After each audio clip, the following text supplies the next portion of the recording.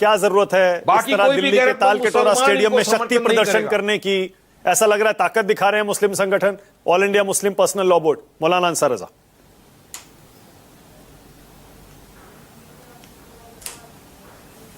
Unmute कर लीजिए मौलाना साहब, आपकी आवाज नहीं आ रही है।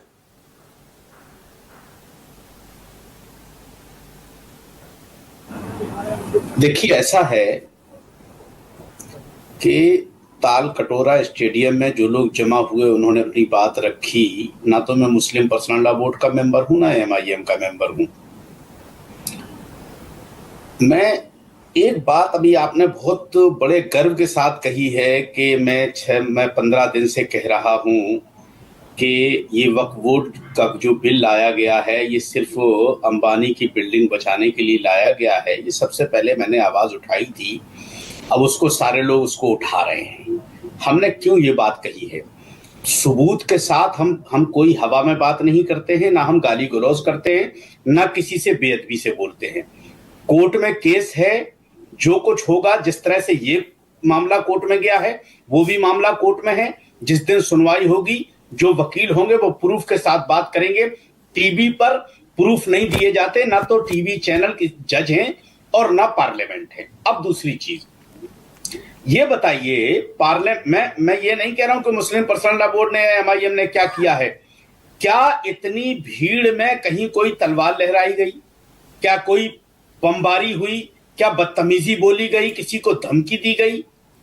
इस पर कोई ऑब्जेक्शन बात करने को तैयार नहीं है। और अभी 5 दिन पहले आगरा में क्या हुआ था वो नहीं देखा था कि कैसे तलवारें लहराई गई थी, उस पर कहीं बात नहीं हुई।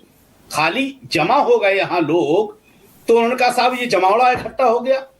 मानक जी, वक्फ का जो मैटर है, मैं कह रहा हूं कि ये सिर्फ मुसलमानों को डराने धमकाने के लिए सारी चीजें लाई जा रही हैं। हम ये कह रहे हैं, प्रेम शुक्ला जी बहुत पढ़े लिखे आदमी हैं, मैं इनकी इज्जत करता हूं। ये जब से मुझे लग रहा है 9-10 साल हो गया मुझे इनके साथ डिबेट करते करते, हमेशा ये मुसलमानों को टारगेट करते हैं, इस्लाम को टारगेट करते हैं। अगर इनके अंदर हिम्मत है तो एक टेलीफोन करें प्राइम मिनिस्टर मोदी साहब को, मोदी साहब सऊदी अरब मुसलमानों का मुल्क है, वापस आ जाइए, हमें कोई लेना देना नहीं मुसलमानों से। है हिम्मत किसी की? नहीं है। मोदी साहब के जो विजन है उस पर ये पानी फेर रहे हैं लोग यहां मुसलमानों को गाली दे करके।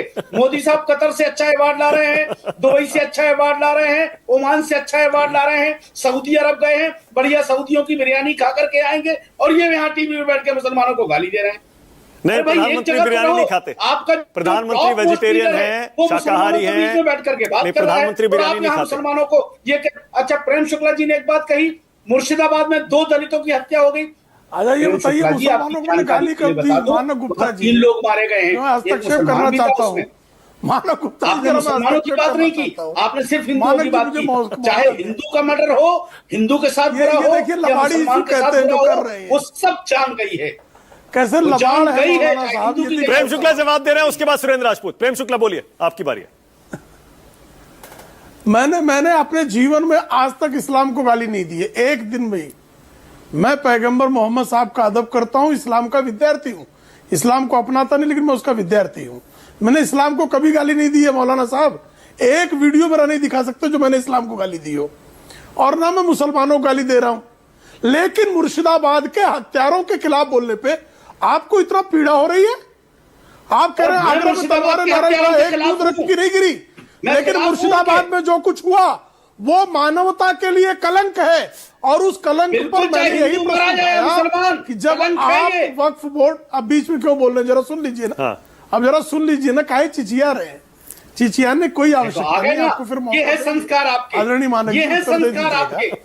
काहे चिचिया रहे बाबू? आराम से, रजा साहब आराम से, रजामंदी से बात कर ली जाए। सऊदी में भी बहुत काहे चिचियाने कुछ से और बड़ी बड़ी पोस्ट पे।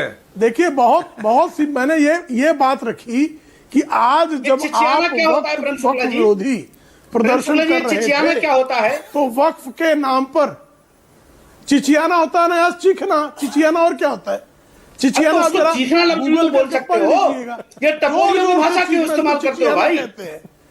अरे आप इतनी बड़ी पार्टी गलत भाषा क्या है? चिचियाना कोई गलत भाषा नहीं है भाई साहब।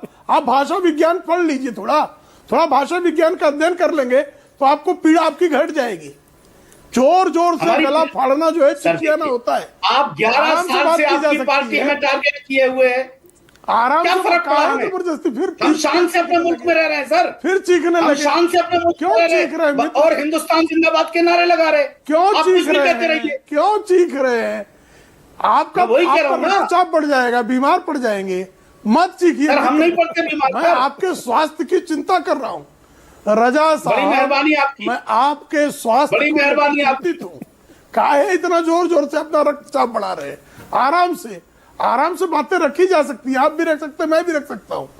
मेरा सीधा सा सवाल ये था कि जब लोग वहां पर वक्फ बोर्ड के कानून का विरोध करने के लिए जमा हुए थे, तो संवेदना यदि उनके भीतर होती तो मुर्शिदाबाद में वक्फ आंदोलन के नाम पर जिन लोगों ने निर्दोष हिंदुओं का, विशेष करके दलित समाज के सुरेंद्र परिवार राजपूत। में पिता पुत्र की जिस निर्ममता से हत्या की, उनके प्रति संवेदना प्रकट सुरेंद्र करके जिनकी हत्या सुरेंद्र हुई है, राजपूत, और प्रेम उनकी शुक्ला निंदा का ये करते सवाल जिन्होंने आपसे भी हत्या है। की है। शुक्ला जी, बंगाल पे आप नहीं बोलते। शुक्ला जी, सुरेंद्र मुसलमान राजपूत बच्चा मारा गया उसका नाम सुरेंद्र याद है क्या आपको?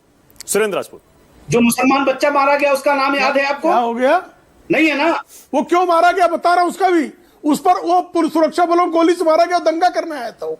तो दंगाई को और निर्दोष को अच्छा, वो दंगा एक करने तराजू आया पर था। रखने का कुकर वो मुयस्सर दंगा कर करने सकता आया है। था। ओके और ये सुरेंद्र वही जो है राजपूत, सुरेंद्र राजपूत, पैगंबर ओनली सुरेंद्र मोहम्मद नहीं कर राजपूत, सकता। ओनली सुरेंद्र राजपूत, सुरेंद्र राजपूत, सुरेंद्र भाई बोलिए, पैगंबर आपकी बारी। मोहम्मद का कोई मानक भाई, नहीं कर दो चीजें बड़ी स्पष्ट हैं। सकता। तो तुम बंगाल में जो कुछ हुआ पूरी तरीके से निंदनीय है। राज्य सरकार जिम्मेवार है, चाहे हिंदू मारा गया चाहे मुसलमान मारा गया, राज्य सरकार जिम्मेवार है। और भारतीय जनता पार्टी के जिन नेताओं ने भी उस सांप्रदायिक हिंसा में पानी डालने की जगह पेट्रोल और घी डालने का काम किया, उसके खिलाफ भी ममता बनर्जी को कठोरता से कार्रवाई करनी चाहिए। पूरी तरीके से उन भाजपा के नेताओं को एक्सपोज करना चाहिए जो वहां पर हिंदू मुसलमान कर रहे हैं। नंबर 1।